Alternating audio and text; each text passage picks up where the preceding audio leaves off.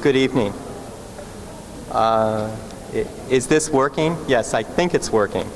My name is John Kaliski. I'm on the faculty here at SCI-Arc, and I'd like to welcome you to this evening's lecture by Achva Benzinberg Stein, and who tonight has given me a title, and I'll mention that first, and then I'll say just a couple of other things, for her talk, which is on education, work, and mutual obligations. Achva Stein holds the position of Associate Professor and Director of the Landscape Architecture Program at the University of Southern California. She has published extensively in the academic and popular press on subjects ranging from land rehabilitation to sacred trees. She practices privately as a partner in the firm BLS Environmental Design and has worked on numerous environmental design, planning, and landscape restoration projects in Israel, the Arabian Peninsula, India, the United States, and Europe. A graduate of the University of California at Berkeley and the Harvard University Graduate School of Design, Ms. Stein has taught at the University of Southern California School of Architecture, the School of Environmental Design at the University of California at Berkeley, the Department of Landscape Architecture at Cal Poly San Luis Obispo, and the School of Architecture and Town Planning of the Technion Israel Institute of Technology. But now I want to say something that's a little bit more from the heart about Achva Stein. Achva reifies what it means to be, for me at least, reifies what it means to be a professional in an age when the authority of the expert is more and more in question. Achva is capable through love, and I think this is something that's not often talked about at SCI-Arc, love. But I think that, at least in terms of loving to do what you really love to do, and bringing that love to all the people that are around you. But anyway, through love of her craft, she manages to reach out and cross boundaries of class and race and make design a means of knowing the world, not simply for her and not simply a hermetic formalism, only interested in its own self-promotion. Achva, both as a person and as a designer, challenges all of us to remember again the sensation and optimism that inspired us to design in the first place.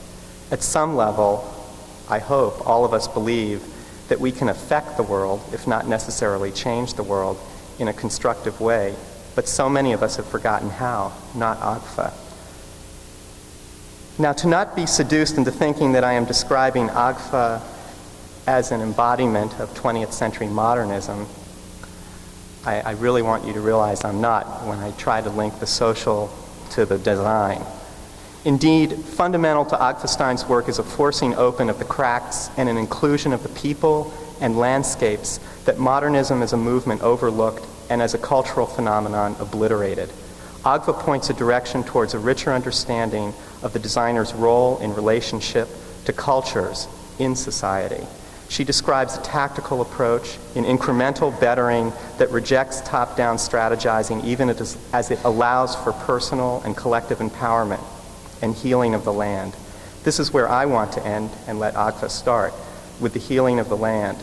In a time when we are told that there are no values, that morality is relative, that tradition is a force that separates rather than draws together, Achva sees in the landscape a common element that can serve as a common cultural starting point, a common denominator of common landscape. This is a gift, and I look forward to her sharing it with all of us tonight. Please welcome Achva Stein.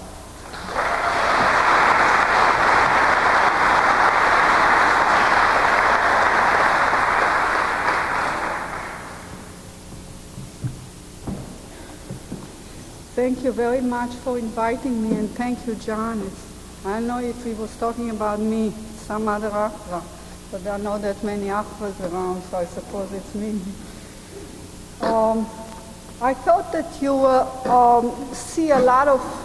have seen a lot of work by very famous people, and SCI-Arc is known to invite all the right people, and I'm not going to add much to the forms of architecture. So I thought I will just talk a little bit about what I think is nature, what landscape means to me, show what I think we should start rethinking when we look at our environment, and ways in which I try through my work to solve some problems to approach some solutions. And maybe together we can look at the landscape not as we have always looked at, but in a different way. So let's start. I'm going to sort of talk rather than give a lecture, because it's more a talk about what I think. And if you want to interrupt me in the middle, you're welcome. I showed this to... I forgot. I'm not supposed to move. When you look at the design, the form has meaning. And when we look at nature, we really sort of look at that as if we look at the nature mystique. It's very much like the way we look at female. On one hand is the embodiment that gives life and fertility and a lot of enjoyment. But on the other hand, we get very scared of it, and we want to hold it so that it stays just the way it is and doesn't show life at all. And these two attitudes, the attitude of the Renaissance, as you see in Botticelli, in which the women are shown as just right, nothing can be added, nothing can subtract, but it's also frozen, as opposed to that the Rubens drawing show you a different way in which we may look at nature. And maybe it's time to start shifting from the Renaissance time of just right and nothing can be added and nothing can be subtracted to a very different way of looking at nature, in which we see it grow up, decay, re-emerge, in which is both beautiful in its perfection and beautiful and in all its fault and lack of perfection. And that's, if we start looking at that in a very different way, we may be ending up in a very different attitude that will end up in a very different design. Next. See, this is the nature of the Renaissance idea, in which you just freeze it. You make sure that nothing goes out of line, that it's all just perfect, that it's being translated straight from the machine into the land. And so that either by doing a palaces or by building your own little house, in which a third of the house is the car, you just make sure that nothing ever changes, nothing ever moves. Next. And sometimes you don't like nature so much that you even eliminate what grows on top of the pergola, because it makes it dirty and it eliminates the right lines, so that the attitude becomes more important than the actual material, such as we see what happens when we get so enamored with the work that we design. Next.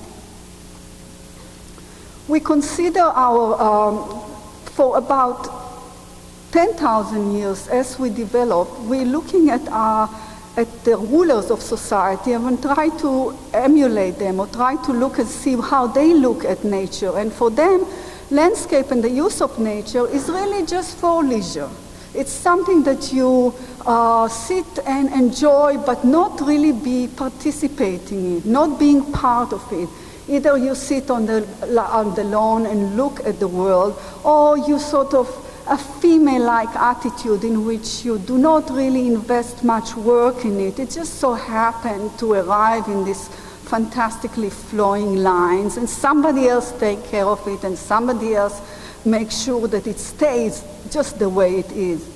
Next. This attitude that we carry with us is an old attitude. It came to us from the rulers of Europe and Asia and the Middle East. The idea in which we are not, anything we do is what the image is, but not what it is. So that when we look at the design, we're actually looking at the machine that worked, not at what nature did. So we're trying to eliminate any kind of processes that happen and just let it stay as a picture. Very much like the Botticelli. Nothing is alive, nothing is moving, nothing is ever decaying, because as soon as it decays, you just throw it out. Next.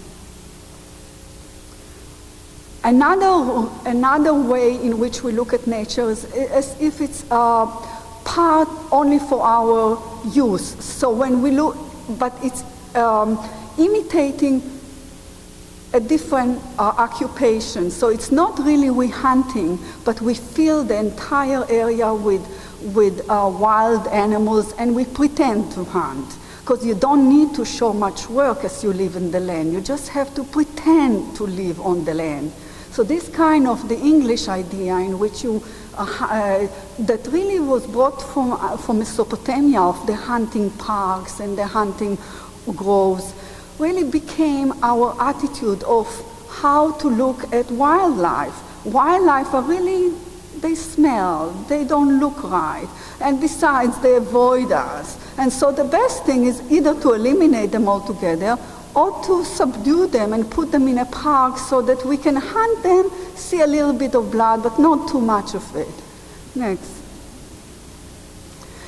And then we all have this idea that the shepherd life are really a fantastic way of idyllic way of life as opposed to the farmers, because the farmers have to work every day, but for the shepherds, supposedly, and anybody who never ever went with the sheep for real work, thinks that you just sort of meander through, let the sheep go all by themselves, eat the lower branches, and pretend that we are really very easy life, which is absolutely imaginary, because the shepherd life and the farmer life are just as hard as the hunter's life. And all this life together somebody has to put a real big front in order for you to pretend that nothing is working there, that everything is just sort of floating. So these are the three images that came to us, and we all refuse to give it up. We all like to think that we are shepherds sitting on the lawns, and that when we go hunting or when we go hiking, we really are the hunters that happen to meet the very nice animals on the way. Or that if we see all these plants growing nicely, that happen to grow as if women embroidered it, and after all, embroidery is the most easy job, and after all, nobody ever does any work. So all these ideas are very, very closely connected with an attitude of rulers and those who work for the rulers. That work is not really that important, but the leisure is the most important thing, and that's the aim of our life. And if the leisure is the most important thing, then everything we design is geared for that, is geared for leisure, not for work, but not for sustainability, not for enriching life, but just for recreating. Next. This kind of idea, of course, always disregards the fact that even with that kind of recreating, or even with the idea of working, there is an effect on the land. The goats, the shepherds who go with the goats, may be just going around quietly, but soon enough, you end up in the Middle East, where no blade of grass grows in between, and the boulders get to be uncovered and washed down. Or that this is a picture from the 17th century of Europe, where every piece of agricultural land took over all the forest, and in the 17th century there were very few alleys all over Holland, because everything else turned into work. So both recreation and work has an impact, and we have to remember that at the end of the 20th century. Next. So this, we are living in this kind of dual attitude that we have toward nature. On one hand, we really enjoy the concept. On the other hand, we have total disregard to what it really means to take care of nature, to take care of the landscape. And it crosses both the East and the West. And here are two examples that explain to you this, what I call this dual attitude towards nature. You see, this is the amphitheater in Epidaurus in Greece, one of the most beautifully sited amphitheater. Really, as you could see, really understood the topography of the land. But Greece is one of the most destructive landscapes that we have. It used to be covered with forest, and the people who built this magnificent amphitheater disregard the fact that in order to create something on the land, you actually have to pay for it. And one of the pays that they had is by disregarding the forest, disregarding the trees, disregarding every kind of material that needed to be grown. So you see in the back of the fantastic amphitheater, you have a desert. And these two attitude in which ideally you really love to relate to nature, but in reality you totally either don't know anything about it or totally disregard it, is a very common human phenomena. The left side is a picture from the forest in Japan. The trees are bound and unbounded for 50 years so that you can create this specific log that then you can put in the tea house. So when you see the log in the tea house, it's a beautiful design of a piece of wood. But this piece of wood is basically a desert in the forest because you totally bound it, mutilate it, make sure that nothing grows next to it, that no other plants help it because plants live in association. So this kind of attitude is not just the East and it's not just the West, it's a human attitude. We do not connect the beauty that we take out of nature and assimilate it into design into the cost of keeping it. These are two separate different issues. Next.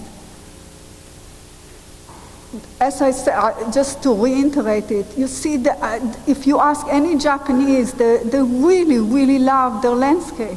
But then you go for miles on end through this forest of monoculture, depleted land, and mutilated trees. And both of them sits very well with us. And this is, we are now at the end of the 20th century when we have to start thinking about it. Next. We have to start thinking that this beautiful geometry that is based on physical law that came out of nature has a cost to it. And that this beautiful craftsmanship on the left that work with, that create this geometry that helps support the tree, but actually mutilate the tree, make sure that the tree goes only the way we want it, and actually sap all the life out of the real tree into one branch so we can show what we know how to design. This is something that we cannot go on anymore in the 20th century, because if you had one Epidaurus in the world, that's fine, one amphitheater in Epidaurus, but now we are 6 billion people going on 20. So that every time we pay for it, every time we mutilate a tree, every time we get into building this fantastic design with a big D, as we used to call in Berkeley, there is a price on the land. And therefore, we cannot just think about design as separate from what is the cost of beauty. Next. And the cost of beauty is desert. And it's either desert in Greece or it's desert in Iran. It's the cost in which people live day to day and forget what it's going to be in the future. This kind of landscape did not come from nature. It came from man. Man took the land, used it, left it, and went some other place. But we have no more places to go. Next. We have no more places to go, and we also have a reality that we are now beginning to understand, which is even different than what we used to think. We used to think that this picture on the right-hand side is really a terrible pollution problem, and we have all the regulation talking about how to control it. But in reality, today, at the end of the 20th century, the picture on the left per square feet is a lot more polluted than the picture on the right.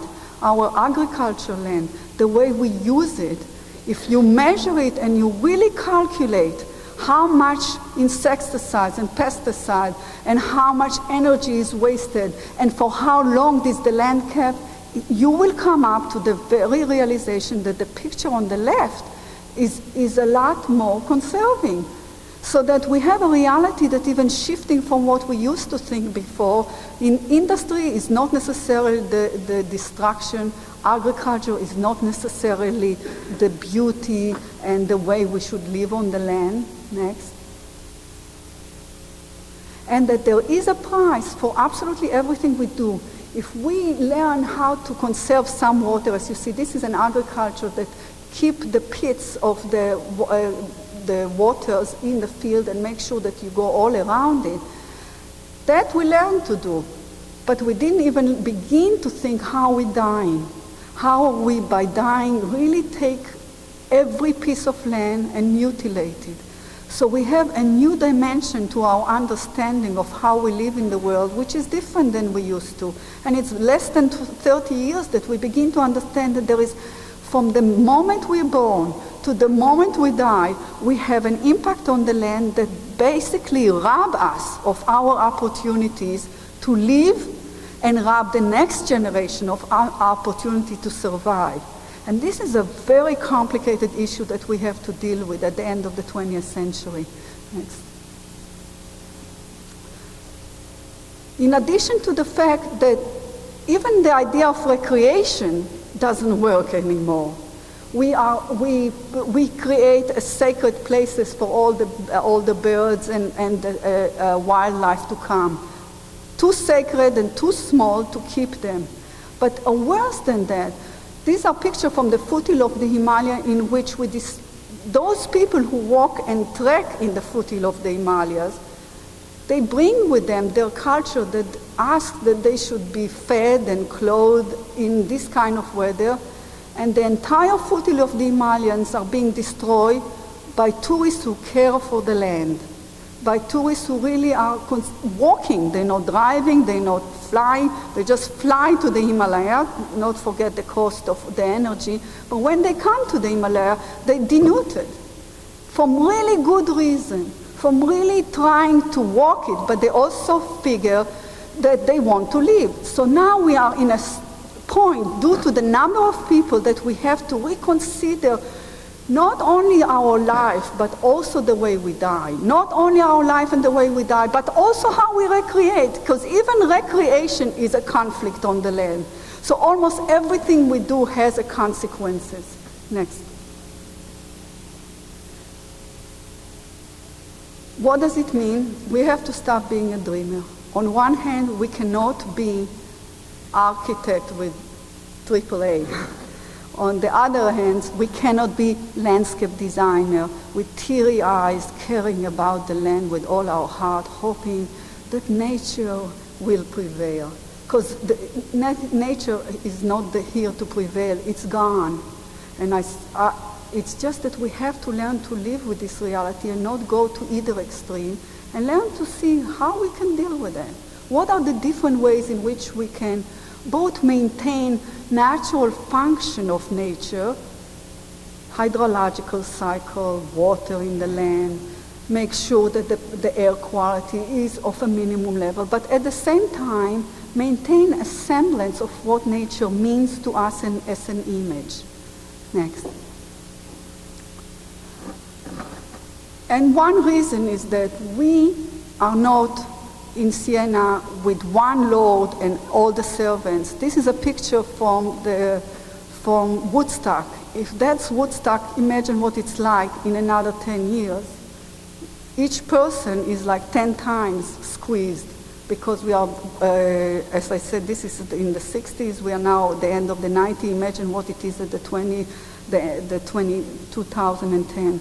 So this kind of idea means a total different understanding. It means a total different understanding of how we're going to design on the land, with a way towards space, which is different, with the way of understanding the resource, which is different, with the way in which question absolutely everything we do. Next. When we question everything we do, we cannot imagine things. We cannot put images that really are not a reality. And you all know what is the boulevard of Paris were like. We pretend it's for walking, but the truth is It's for making sure that you could see all the mob and bulldoze them or tank them away as you move to control people. So when we look at the city, we can't imagine things that are not there. We have to look and really see.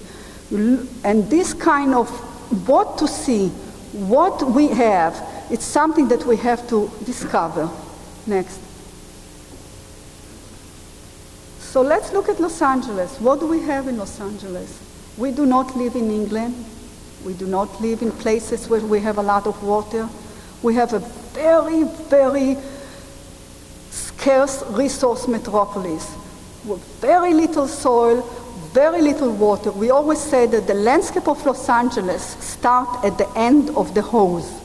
As soon as the hose turns off, that's the end of the landscape. And this is something that we never get into our head. So when we design everything, we always think as if we are not in Los Angeles, as if we are somewhere in Paris, as if we are somewhere in another country. But Los Angeles is a very delicate metropolis, and it can turn into desert at no time. Next. It's an example on the right hand that shows you in order to water a square feet of lawn, to maintain it, you need 8 cubic feet of water. But we have only 1. So what happened with all the 8 that comes to the lawns in Beverly Hills and the lawns in South Pasadena where I live? Where do we get that? That means we have to think about a very different aesthetic. It means shifting the entire color pattern to understand a different type of landscape that meets the requirement, landscape that meets the nature. Next. I call it the process landscape. It's like when we eat cheese. Cheese is not artificial, it's natural, but it's processed. So we are going to look at landscape that is processed. This processed landscape that you see, we know, we used to it. This is the agricultural processed landscape. It's natural, but it's as natural as cheese to milk. Next. This is also a processed landscape. And it's very important for us to accept it and not to dream about it. This is a landscape that came both from Israel and from California. These poppies did not grow there by themselves. Somebody restored the poppy seed. It processed the land again. It cleaned it, it detoxified it, it put seeds in it, and then you go and you make believe that you live in nature. That's the process nature that we have to work in. And that's part of the work of a landscape architect. Major part of our work today is not in creating design on the land, but in healing the land, in reprocessing the land. And you can see how, because of this reprocessing, while it's very beautiful, it also carries a price with it. And the price is making the species smaller and smaller, and landscape become more and more alike. So this, because you have a very small bank of material to deal with. But this is the land we're going to live with. Next. This is another process landscape. On the right hand is a reservoir in Israel. On the left hand is a reservoir in Northern California. It was never there before. But we need to live. In order to live, we need to drink. In order to drink, we need to save our water. So we reprocess. This is another work that I'm involved with. Can we build a landscape that provided for drinking, but keep natural process in a minimal working level? Next. And there is always a price for it, because since it's machinery, it's a process landscape, something can always go wrong. As you can see in the right-hand side, what goes wrong is that sometimes these plants that we introduce in order to make it feel as if it's a landscape takes over. And though it's very beautiful design from architectural point of view, it really choke everything on the land. And we know that that was happening in California because most of the grass you see all around is not natural. The Mexican brought it with the Spanish brought it with them, and it took over the bunch grass. So this is a very difficult rehabilitation problem. On the left hand is a problem in Wyoming, in which native grass from Russia happened to take over the native prairies and destroy the native prairies. As a result, all the species that grew, all the wildlife that eats the grasses also die.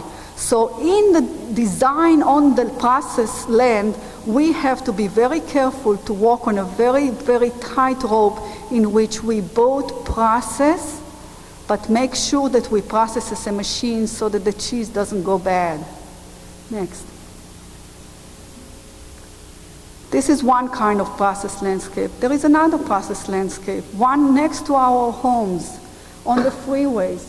We have all these freeways, and we make believe that England is at the hills in between the housing and the freeway. Can we think differently and think about the freeways as a place in which we produce? We may produce wood for pulp and papers. We may have to grow plants for dyeing, for clothes, for all kinds of material. We cannot look at the landscape as if it's only making images. We have to make sure that it pays for itself. We have to make sure that you can do something with it. Next. For instance, we have a transportation routes in Los Angeles. Los Angeles is going to one of the most difficult time now, but on the verge of developing a system of transportation to the entire region. This transportation corridor can turn into productive corridors, a place where people can plant their own food, in which you bring the agriculture into the city and use it, not specifically to make money, but just like when you do planting in arid zone, it's not for making trees, but for holding the ground and for making sure that the land does not lose all the fertility. The same thing is when you bring agriculture to the city. It can be, instead of aerobic, in some kind of an aerobic exercise room. It can be a way in which we talk to each other and spend other time other than watching TV. So we can, and at the same time, it can be also an addition to our food budget. But we have to think totally differently. We have to lease the land to private individuals. They're going to take care of it. And the city can be able to work, to coordinate, to work as go-between the people, rather than always give things to the people and then the people don't understand how they got it. And therefore, they cannot take care of it. Next. And of course, vegetable gardens. In all of the European cities, for over 5 centuries, people have vegetable garden in the city. Because the vegetable garden are, again, not just a means of increasing your diet, but it's a way of relating to the land. If you come from a housing project, you never touch the land, you never saw anything grow, how are you going to enter the 21st century with bioengineering? Well, how are you ever going to be a forest ranger? How are you ever going to think to be a soil scientist? How are you ever going to be environmental engineers if you have no relationship to how things grow? So when we look at the Army Corps of Engineers, and there are hardly any minority there, because the minority have never realized what Army Corps of Engineers does in relation to the land. Or that the forestry department has no women or hardly any minority working there. One reason is that people are so isolated. And as a designer, if we don't give them a way to connect them to the land, we do not open the mind to see how to live in nature. Next. And it's not a big deal. And this is something that is very difficult for us as an architect to think. We really want to leave our imprint on the land and make sure that it looks beautiful, and you photograph it in all directions. But basically, it's not that big deal. You just clean it and you put some seeds, and then you go and it looks nice. And maybe we have to learn to live in between the hyped. Sometimes there is a place for design, but most of the time our life is make sure that we have connection, make sure that things work, make sure that the cheese is not going sour. Next. And you can do it in many ways. You can do it by taking vacant land, or you can do it as plants in your own office.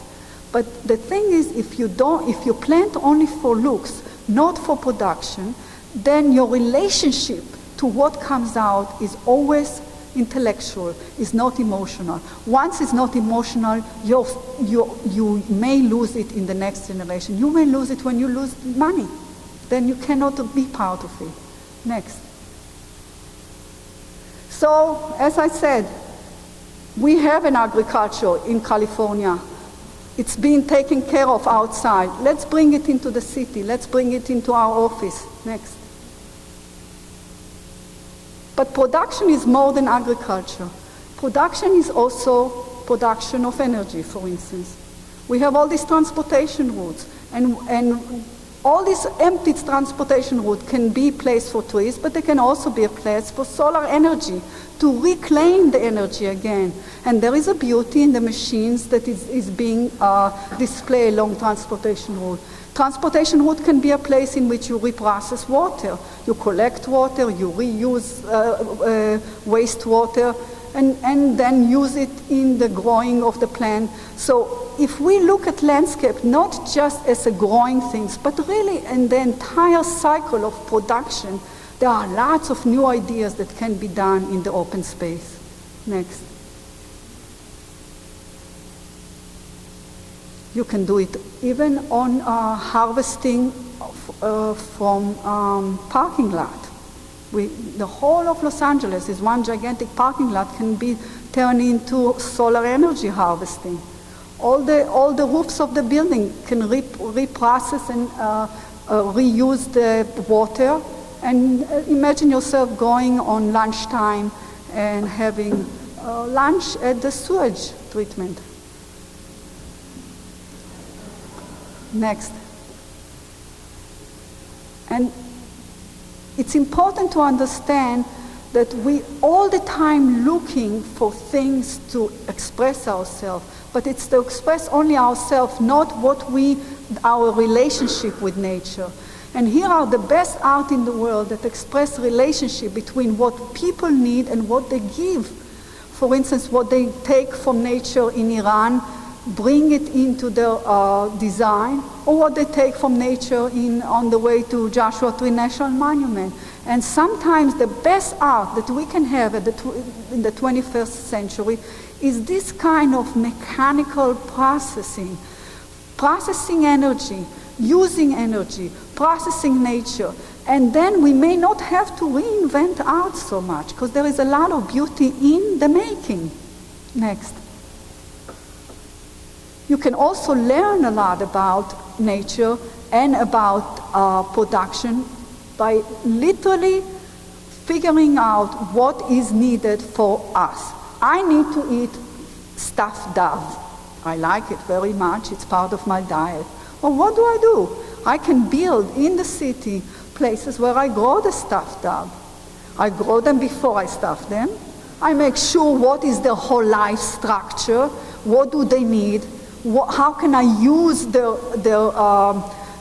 waste, and then it becomes a laboratories, and I can teach it to children so that the open space can become a laboratories. They don't need only to show final solution. It shows the whole process in which things. Very few of us. We always talk about making aviaries. Well, why aviaries? Why not next to the restaurant have the restaurant that sells Middle Eastern food will be allowed to have a dove farm, just like they have it all over the third world. We have learning to do. Next. Sometimes even we place all these magnificent art pieces. Sometimes just placing a piece of wood and let the wood disintegrate becomes a lesson in natural history. And this is something that will come with understanding that not everything we do should be permanent. That the temporal, the things that disintegrate is part of the way we should understand how to learn things. Yes. This is an installation I did in the School of Architecture, and I called it a garden because most of us as an architect think that as soon as we design a garden, that we really gave nature something. But garden is not nature. Garden is basically it's a piece of cloth that you put water, you have to water it all the time, you put seeds on it, and in 6 days of the exhibition, the seeds grows. But that's all. As soon as I stop hanging, watering, giving fertilizer, collecting the water, it's all dead. So garden is an object, and when we build a garden, let's remember that we do not give anything to nature. It's just an object made of man-made material. And so that when we think about it and explain it to other people in an art way, think about different kind of idea and explain it to people, you may reach a lot more understanding and bring more people into your way of thinking. For instance, I always say to all my students, look, we are designing gardens, it's like designing buildings. But till they saw it hanging, till they saw it watering, till they saw I had to collect the water, till they saw it die the day I stopped watering, they didn't realize what I mean to have a garden is to have a building. Next. So, decay has to be learned. And we have to learn it from beginning to end. And it has to be all around us, not just frozen in time. Next. And we have to learn to like what we have, not what we wish we have. We do not live in England, even though it's the valley, in San Fernando Valley. But we live in a place in which it has its own beauty, it has its own texture, it has its own noise, it has its own color. How do you get to learn to design with that? Just learn to like it. If you don't like where you are, go to the place where you like, but don't change the place where you are. Learn to live with it. Then it gives you a fantastic vocabulary of design. Next. And most of all, you got to learn to like the people that you work with and design for them, not just for yourself. And sometimes it just means providing a sitting and a barbecue, not really designing, but providing spaces that let other people live, that let them do what they really want to do. Next. That let them put the radio loud in the streets and listen to it, and not look down upon other people's way of using open space. So this is a drawing that I make when when there was the disturbances in Los Angeles, and I said, well, it just takes very little to change it. Just clean it. We put some places for people to sit. We put umbrella. We put the radio, and life starts all over again. This is something that is very difficult because we are educated on making the monument. But I think there is a lot of beauty in making the temporal touch. Next. You let the children play at their own speed. Next. You don't build Olympic tennis court or something, or basketball, but provide for kids to be small next to the house so that they relate to the street and relate to the home. Next. And basically, we are talking about jewels in the city. We don't talk about major revolution, but incremental revolution. Little changes at every corner. Now, it's very hard for architects to feel that they are satisfied by doing small changes. But when each one does a small change together, you have what you call the emerald necklace. Next. Another thing that we never ever think about it is maybe there are places in the city that should not be designed at all. They should be just left so that I can work on my car, clean it, make it not toxic, but just not design, and leftover spaces. Now, this is something very difficult for us to do, and for cities even more. But maybe part of our design philosophy should be to decide what to do, when to do, and when not to do. And when not to do, make sure that nothing gets done there, that it's clean and ready for people to extend their home into the street. Next. And extending into the street comes in many different ways. It's not all sophisticated embroidery. it's hanging the clothes, it's feeding animals. This is part of the city.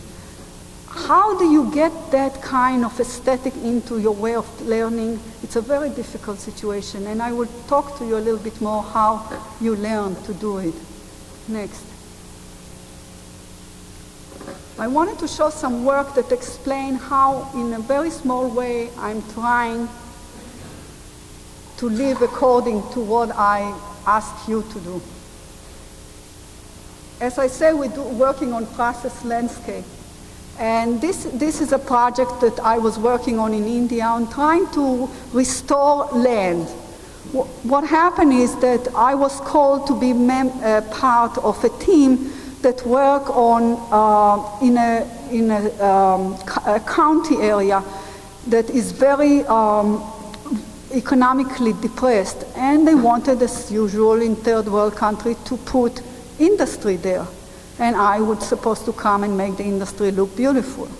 Well, as you find out, little by little, is that the industry will not do these people any good. That really it's a very good agricultural area if the land can be healed. So little by little, you're beginning to come in contact with all the people in the region who said, we don't need industry. I don't know why the government wants to put industry. Let's see what we can do so we can keep working on our land. And through a very good organization, it's ASAG, it's an organization in India that work with the people, we prepare an alternative plan for land management, not for industry, but for land management, in which what we do is we are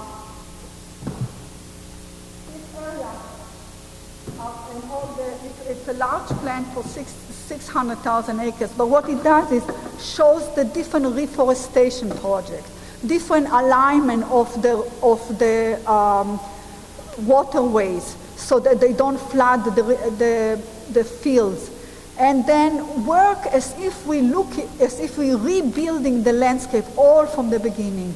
So it's basically a land management plan. And the land management use the people who live in the area, and they build their own landscape. And then they can keep on working as an agriculture.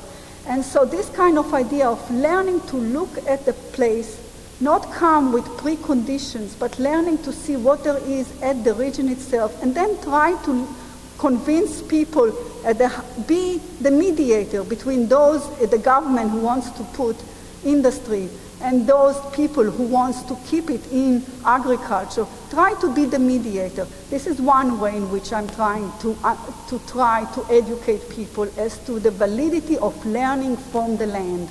Next. Another way is to understand, this is in the Hula Valley, it's the sources of the Jordan River. It's, on one hand, it's a beautiful agricultural area, but it shows that we have conflict between recreation, agriculture, and conservation. This is something nobody ever thought about it. They always think, well, it's all open space and then there is a city, but it doesn't work that way. We have conflicts in between. Next. And we have conflicts in this area between the people who live on the land and between the people who live on the land and across the border. So you come in an area in which you have 10 different agencies, everybody is fighting with each other and also fighting across the border. Next, what do you do?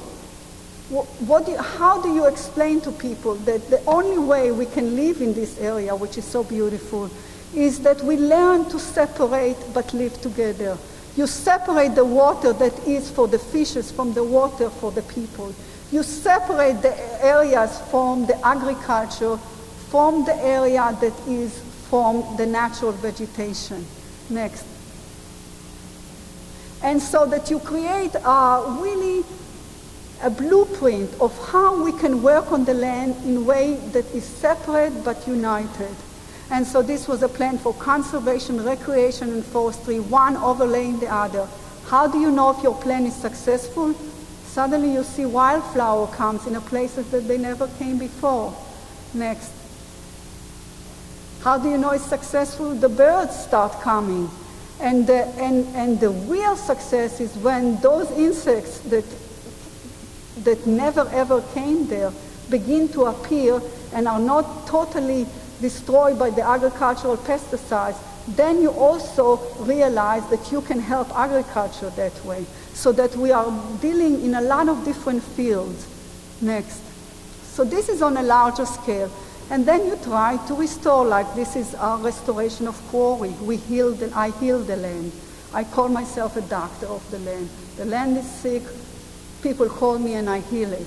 So this is, sometimes I heal it only to make it look as if it's natural. Sometimes I do different things. Next. In this area, for instance, I don't really heal the land, but I leave a monument on the land. This is a quarry that was built by the Roman and the Crusader and the Mandate and the Israelis, and now it's finished. And people ask me, what should we do with that? And I say, well, let's make a monument that reminds us that people live here from Middle Eastern tradition with their own system of growing on the land. And then there is the Israelis with the windbreaks and irrigation. And let's call it a monument for living together in peace. But also give it to those people who knows how to take care of these orchards. So the Arab village, which is very close by, lease the land, take care of it. The government make a park out of it, and together we help restore it. Next. And sometimes restoration is really showing back what used to be there. These are terraces that were built 2,000 years ago. One way, if I was environmentalist, pure and simple, I would say, well, let's erase it and let's bring the natural vegetation. But culture is very much part of the land, and culture replaces natural ecology. So that I suggested, let's restore it. Let's use it, move it into production, so that it's not really part of the landscape, but it's not destroying of the past culture. Next. And you learn a lot of things what not to do, because I'm very conservation oriented, and this was a building in Stephen Pond was a factory in New England that left to the south and moved, the entire factory moved to the south when New England was unionized. So the person sold the factory to a developers, and the developers came to me and asked, well, let's help me do something with it. Well, being so enchanted with 15-foot ceiling, oak floor, leaded glass, and everything that you can imagine this old factory was, I said, well, let's keep it. Let's make it into a housing project. Lucky there is New England town halls, and then I learned very quickly that what I think and what other people think, it's not always overlap. They hated this building. It means everything that was wrong with their life, and the only thing they wanted is California housing, and that's why they called me, because they knew that I used to work in California, and they're damned if they're going to keep it. And this is something you never know about it, because for you it's the architectural aesthetic. For them it's the reality of what the factory did when they moved out to the south. So we took it out, and we put California style housing. Next. And we build this make-believe place, and then I still had to do something with all this fantastic factory, so I bury it, and I learned to heal the land in that way. I cleaned the pond that used to be full of toxic material. I buried and created hills, and underneath is the history. It's sort of burying industrial archaeology. Next. And they got their California-style houses with all the detail. Next.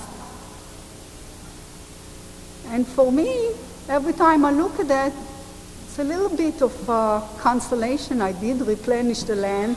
I did clean the water.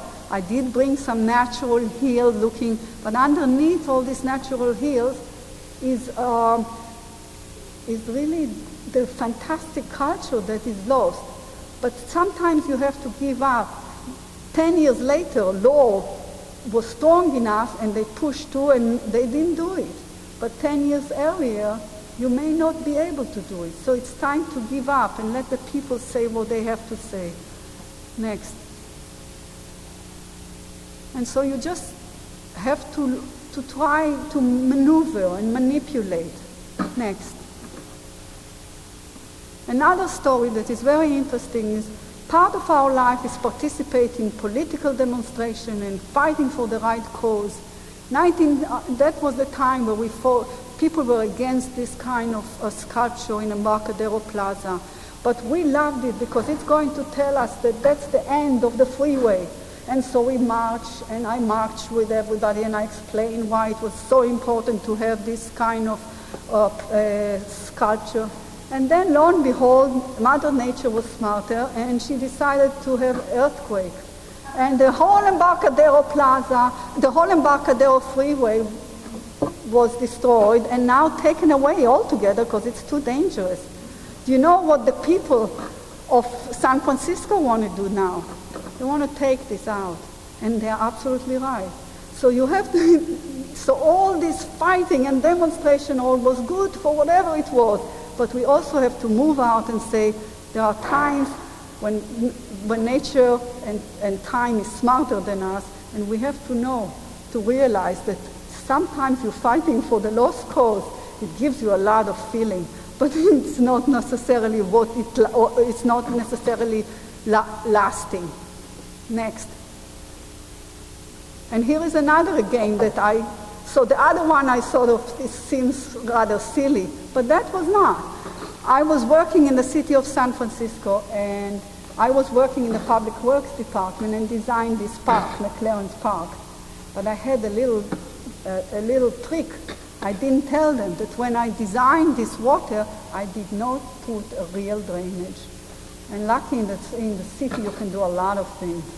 And the reason why I didn't want to put drainage and get all the water from the hills down, sending it into the bay, is because I thought in the future, people will have to learn to change their aesthetic and understand that wetlands are beautiful design. So the picture is in 1969. The picture on the right is 1979. And in 1979, we came and saw that my little trick works. And when I went there in 1986 and asked the people in the neighborhood, they said that people come there from all the schools all around to see the wetlands. But you get it sort of by tricks. So sometimes you have to demonstrate and give up, and sometimes you make little tricks. Next. And sometimes you win, because I did win and made sure that the road went underneath and exposed the entire view, and that was straightforward and it was clearly explained. At the meantime, I was doing my little games in the other side of the park. Next. And sometimes you win and sometimes you lose, even on making a road. On the left side, I worked very hard. I fought with every Israeli bureaucracy to make sure that they saved this beautiful oak tree, just to make sure that 5 years later it died. But on the right-hand side, it worked. So sometimes it works and sometimes it loses, but the fight is worth it. Next. And it's important also to remember that we are all human beings. The picture on the right was, I was called for this architect who worked in Tel Aviv, and he decided he got the job of housing in Jerusalem. He never once thought that even though Jerusalem is sitting on hills, there are some places that are flat. So he designed these hill houses, and when it came to me, I was working then in Jerusalem, I realized that you have a 5 meter between the entrance of the building and the road. What do one do? So this is an architect. So you think an architect should come and learn the land, but he said, no, there is hills and we have to create the hills. So I helped him create these hills by connecting the roads to the building that are sitting 5 meters up in the air. Another time, I remember, I fought with my clients in New England, and I said, you have to have this slide two children can slide down, and I couldn't figure out why they didn't want to do it. I got my way. But about 4 years later, I figured children don't come like my children, they came twins. Children do come one at a time. And this idea that I had, that you just absolutely have to have double slides, and that people may be right. So all my students always, when they design something, when they design in the summer, they want all shade tree. When they design in the spring, all flowering trees. We are like that too. When we have twins, we think we absolutely have to have double slides. Or we work in Jerusalem, we think we have to have hills. Sometimes we do and sometimes we don't. Next. And sometimes you also do tricks by just thinking about it. For instance, as a child, it was very difficult for me to go and play in a playground because I was not allowed to go into the restroom. So I figured, what can I do for somebody who is a child who wants to play in the playground and their parents won't be scared? I put the restroom right in the playground so that people, everybody all the time supervise it because all the kids are all there and they play. Another time I said, I did not like going to the library, and my mother wanted me to go very much. But I really like to play. So as I was asked to design the library in San Francisco, I said, you know what, I'm going to squeeze there a playground. Those who their mother asked them to go to the library can also go to the playground. So sometimes you draw from your own experience and add up to the design. Next. The most enjoyable, though, experience in being a garden designer is to see the garden when you put it and then come later 15 years and see that it's like a child, it grew. But one of the most difficult things, let's go on,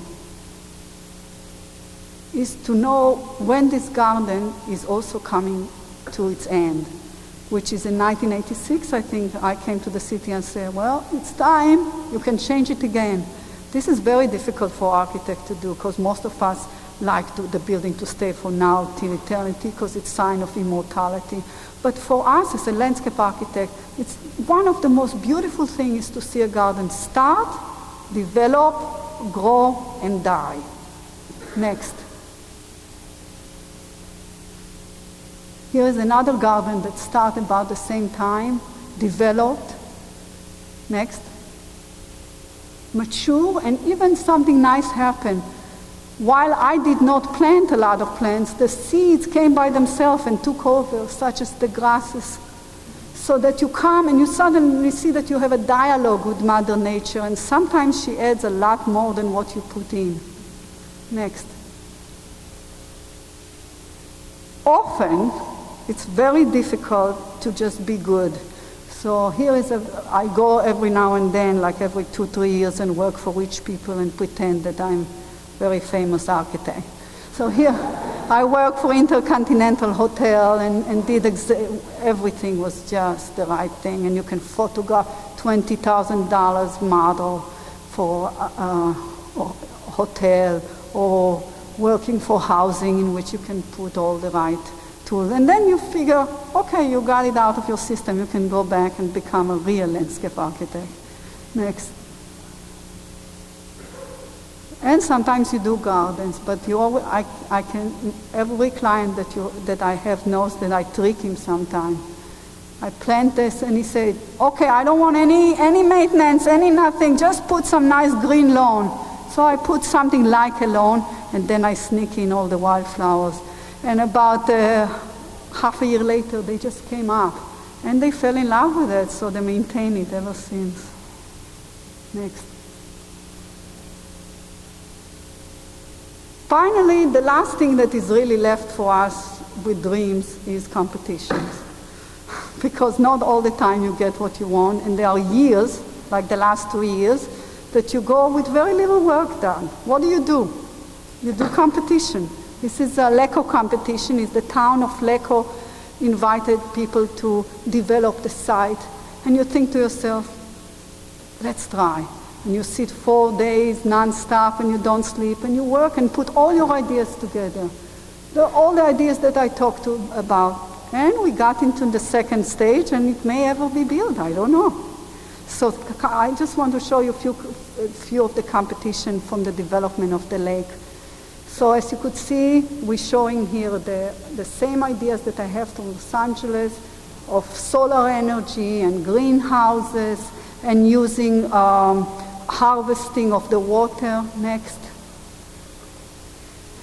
And vegetable gardens and real athletic fields, next.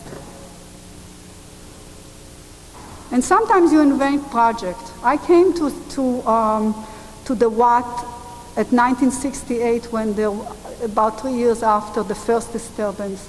And then I came again and I saw the same piece of same lot empty. And I just couldn't take it. I said, I'm going to do something, even if I just work on it by myself. And little by little, we gather forces and start working with the community and with the Common Ground program and the agricultural extension. And 4 years later, now, we got the National Endowment for the Art to pay for working drawings. And so these are the garden in the Watts. And maybe in another 5 years, the garden will be built. And we're going to have vegetable garden there, and we have a drug rehabilitation program that teach people how to grow things. We have a biological, ecological garden of Southern California plants. And we have smart building that already the money for it being donated by the Department of Water and Power. One has to have a lot of patience when we do good work. Next.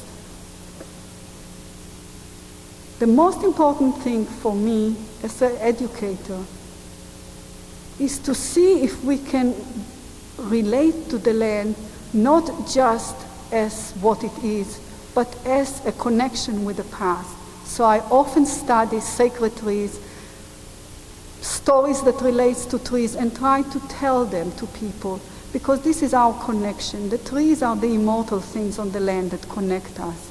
So these are the several of my, most of my work, sort of the theoretical work, is to see how culture attach themselves to symbols, growing symbols such as sacred trees, the banyans or the mangoes, next.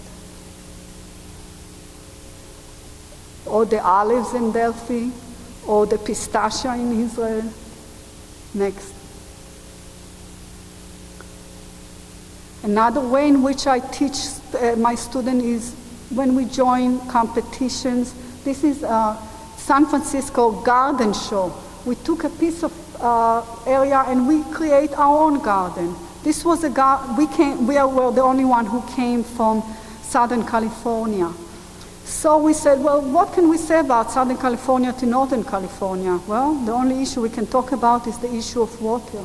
So we built this little piece of a garden. It was put on with construction of metal construction and then pieces of ice. The ice melted during the exhibition and all the water came in the inside, and then the field of alfalfa seed grew, and it was sort of a metaphor on the fact that we can do beautiful things with natural materials, but they are very temporary. And if we don't know how to control it, or if we overuse it, we will be left with a structure, rusted structure. Nature will go on, it's just that we will not live there. And it won a first prize, and the student was very happy. And we call that a garden, because garden is not just plants, because we have to learn to maneuver between the immortal and the temporal. When we learn how to maneuver between these two, when we learn the price of our action, we'll be able to design better. Now for the reason why I call my lecture on education, on work, and on mutual obligation. Well, Old Hebrews say is that if the world is like a structure, it's supported on 3 pillars. One of the pillars is knowledge, and education give it. It's not training, it's knowledge, it's learning all the time. When you learn all the time, you are really be able to come up with other ways of thinking. The other pillar is work. And when I mean work is not a job. There are very few jobs in the world these days, especially for architects, but there is a lot of work to be done. Let's figure out how to work, not to do jobs. And the third one is obligation. People call it charity. I said we got something from society. We have 10,000 years of knowledge the society gave us. It's our responsibility to give it back. So we can do it through teaching, through working, and through fulfilling your duty. Thank you.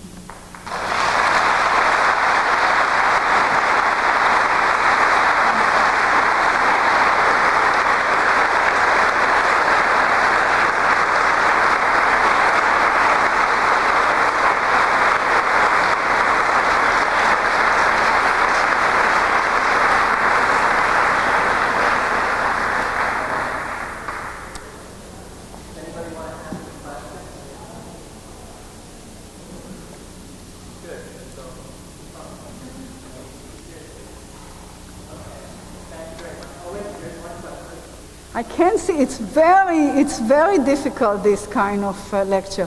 I don't see any of you. I don't know what you look like. The light is in my eyes. I am to be blamed. I'm guilty. Yes. I guess the ultimate question, the rhetorical question, and what you pose is, when do you, if you were looking to that project in San Francisco, encourage the use of water treatment as when do you decide to restrict your clients, who you're working with, versus working with them and doing it in the way that they're bidding, which is kind of a bad culture. Right. It brings them foreign culture. When do you make that decision? I think, well, it's basically walking on a very tight rope, but it's really when you hurt, when it's painful, when you hurt somebody. You know, it's like your freedom stop at my nose. When I'm hurting somebody, that's the time I stop. But when I feel that I don't, and I gauge it very carefully, and as I told you, I often lose. But this is the problem in our society, because we're so worried when to do the right thing that we do very little. This is not the solution. You lose, and you may do something wrong, and you learn from it. But you push it as far as you can, as long as you don't hurt. This is my idea. Yes.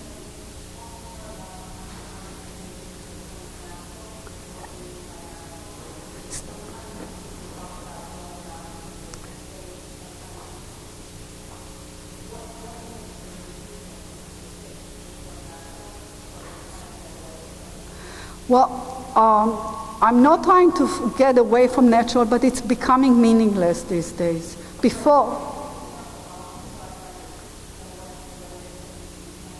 okay, when I mean nature, not natural, when I mean nature, is really what I mean is all the natural processes that we have no control over it, such as the way the water cycle, such as the land formation, such as that's nature. For us, we cannot do anything. The only thing we can do is make sure that we let it live.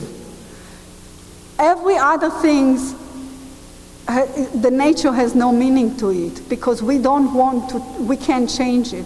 So we're actually talking about landscape, not about nature, right? Now, landscape, everything in landscape can be natural, but I call it the process natural, the process nature. It's something every material can consider natural. It's how you use it and how you manipulate it. Did I answer the question?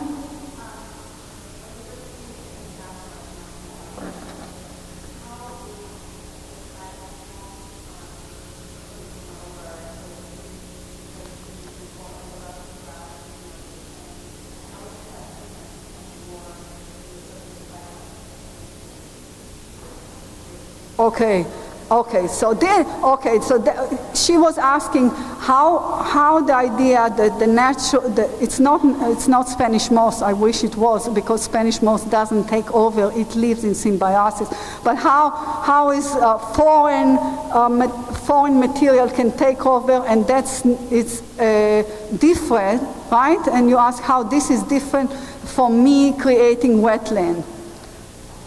There is a difference. And there are two differences. The first difference is when you set up a system in which you get it out of kilt, in which one foreign body destroys the other and as a result destroy a whole system, then you are intervening in a way that is not useful. But when you create a wetland in a garden, that is basically education. It can never become a wetland on the whole thing. It's just a different kinds of aesthetic that helps you learn about it, and from there you're going to learn how to help the real wetland. That's a very different story. Yeah. Yes.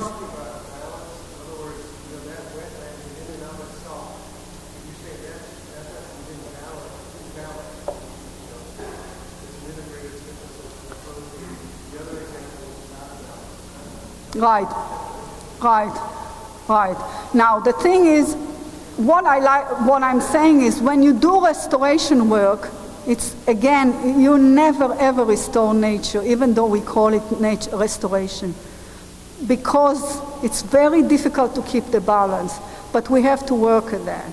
And when you go out of balance, see if you can rebalance it in natural way, meaning within the natural systems.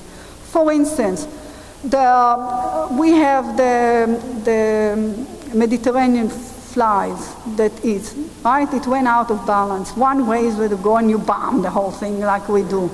Another thing is to think, is there ways in which you bring it back, but not really, you never ever eradicate, you never ever bring it back, but you bring balance back to it. One way in which we learn to eat grapefruit and oranges that don't look like they are cast in bronze and gold. That's one way. Another way is to understand who eats the fruit fly and see if we can work that out. Now, this is not because we need to be good. It's what I call enlightened self-interest. If we won't do it, we won't survive. We will be like this like this exhibition we did in San Francisco. Nature will do whatever it wants. It will go on. It's for us we're doing it. Yes.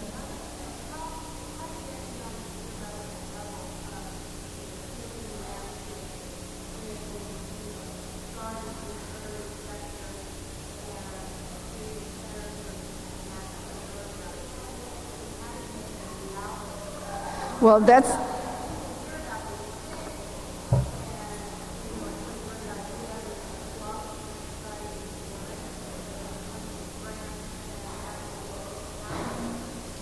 Well, the question is how to turn the theory into reality. Well, I thought I was showing how I do it in many different ways. Once in which you go and you work for the UN for a short time, and then you deal with Israeli bureaucracy, and you fight with the people, the city of Lecco, and you go to the CRA and work for free sometimes, and then you work day and night all the time, or 4 years quietly till the riots, and then suddenly somebody heard that you're doing the watts, and then sometimes you get really tired and you work for rich people for 3 months and you save some money so you can go on doing something else. That's how I thought I said. And sometimes you teach when you have absolutely no work except that, and a whole bunch of different ways. You just leave. But you see the thing, that's why I say work, not job.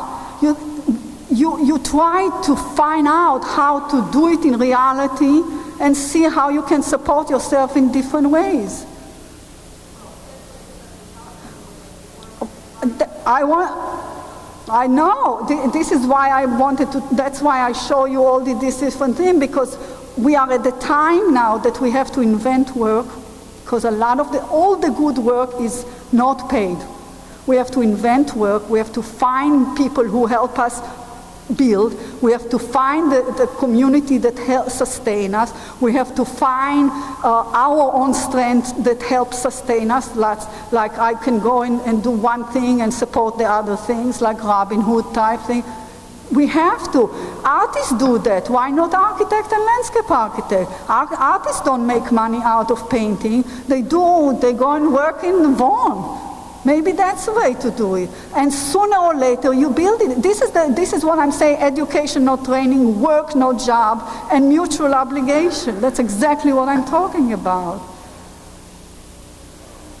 Might be confused, but I thought this question related to something I wanted to ask.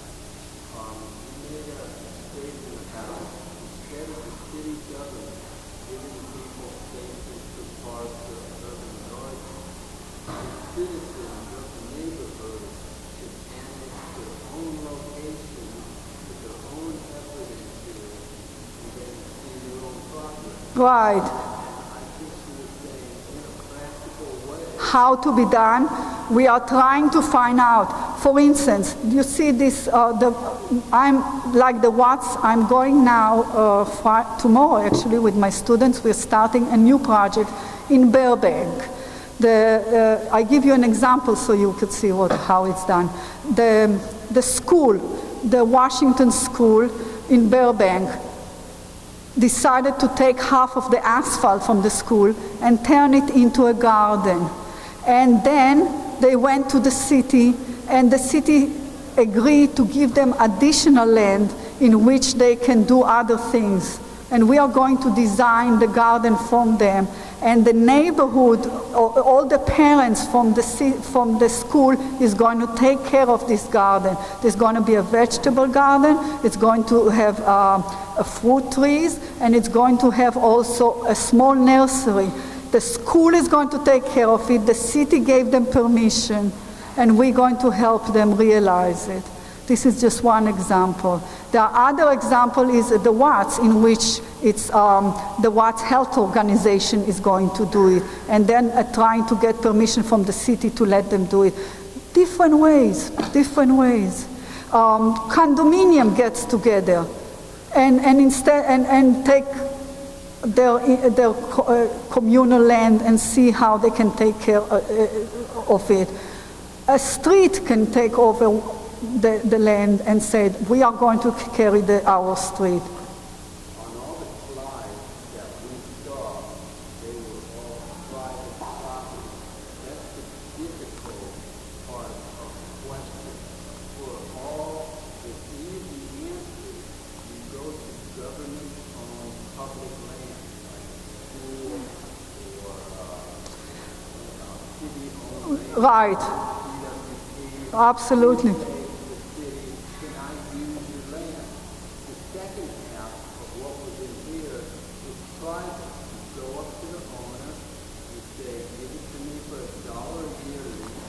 They do it. They do. Well, the Common Ground program is like that. They go to the Common Ground people that we work on the Watts, they go to private owners. They locate land. They go to private owners. They get a permission and they turn it. And there are about 27 small gardens like that all over Los Angeles. So it's doable. It's a lot of time. It's a lot of work. How do you eat in between? All kinds of ways. I seem to be doing well. I wish I eat less. All kinds of ways. All kinds of ways. Many ways, and not all the time everything works. Sometimes you have to do 4 different things to do it. You have to be very imaginative. But I think what we do is it's really art. And if it's art, we have to support it because it gives us a lot of satisfaction. Imagine I always tell my children, look at that.